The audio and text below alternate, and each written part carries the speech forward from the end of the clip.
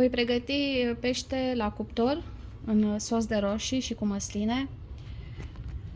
Am aici plătică de mare, Sibrim. Am înțeles că îi zice plătică de mare.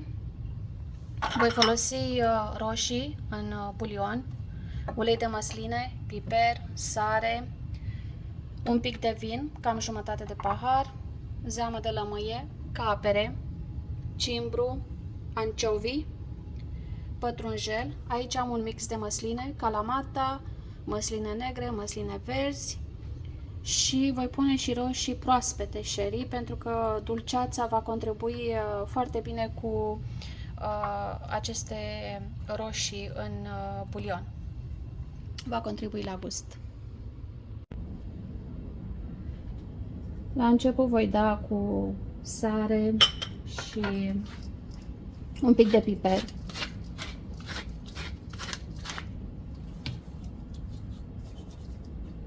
Băgăm puțin și prin tăieturi, am tăiat ca să se pătrundă bine. Îl întoarcem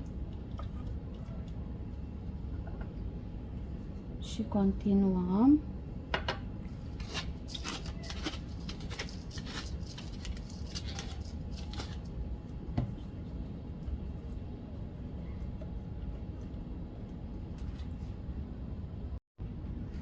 Pregătim tava, voi pune ulei de măsline.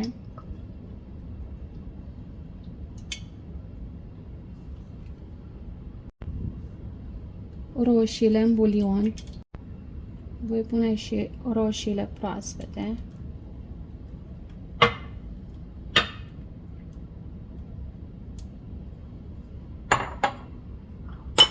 Și deasupra voi pune și cimbru.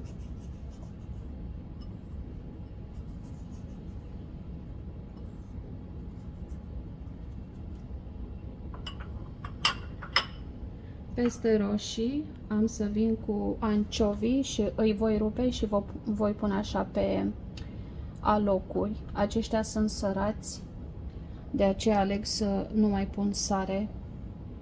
Dacă cumva mai trebuie, puneți la servit, dar măslinele sunt la fel sărate. Am calamata care sunt sărate și nu vreau să mă risc.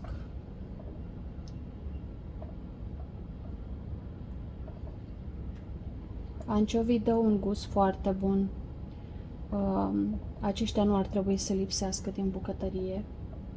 Practic îi poți folosi la orice fel de mâncare. La mâncare cu pește, bineînțeles. Am să pun și uleiul de la ei, că este foarte bun.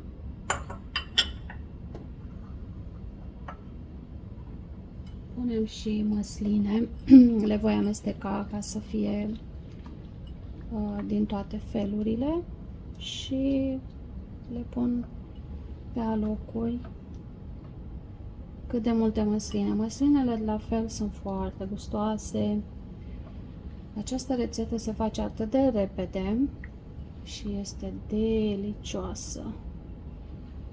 Foarte delicioasă. O să pun mai multe calamata.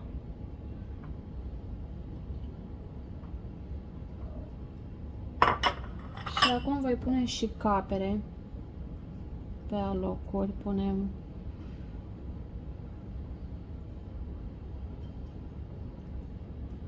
și acestea sunt un pic sărate, la fel, de aceea nu pun sare multă. Cam și asta e zeama de la capere, îmi place. Și peștele are sare, deci trebuie să avem mare grijă. Un pic de pătrunjel pe deasupra.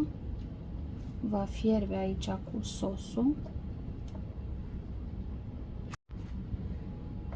Pun peștele. Să vedem cum îl așez ca să încapă, pentru că sunt mari.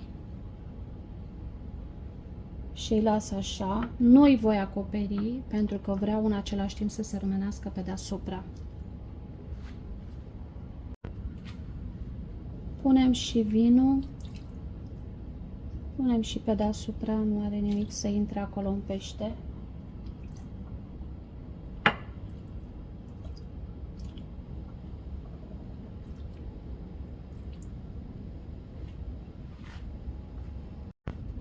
Și voi face așa cu o lingură să intre vinul la fund, să se amestece cu totul.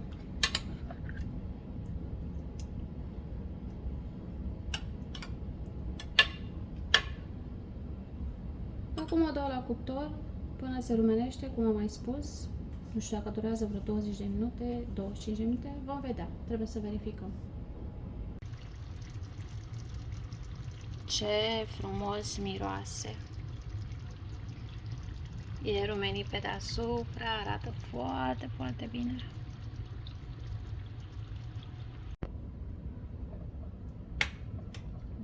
Punem în farfurie din acest sos.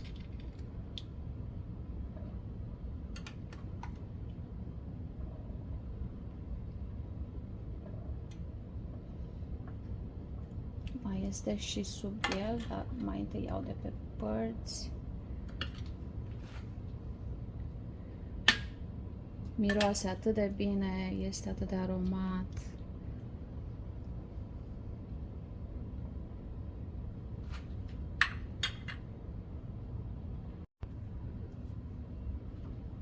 Și cu o paletă de pește am să iau peștele ușor să nu se rupă și îl punem aici.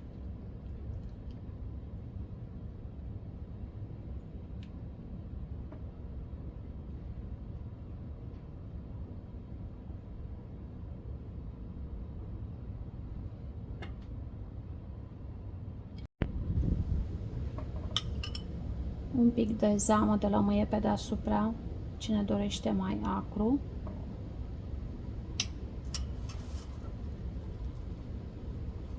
Și pătrunjel proaspăt. Arată foarte bine și miroase atât de bine. E foarte, foarte aromat.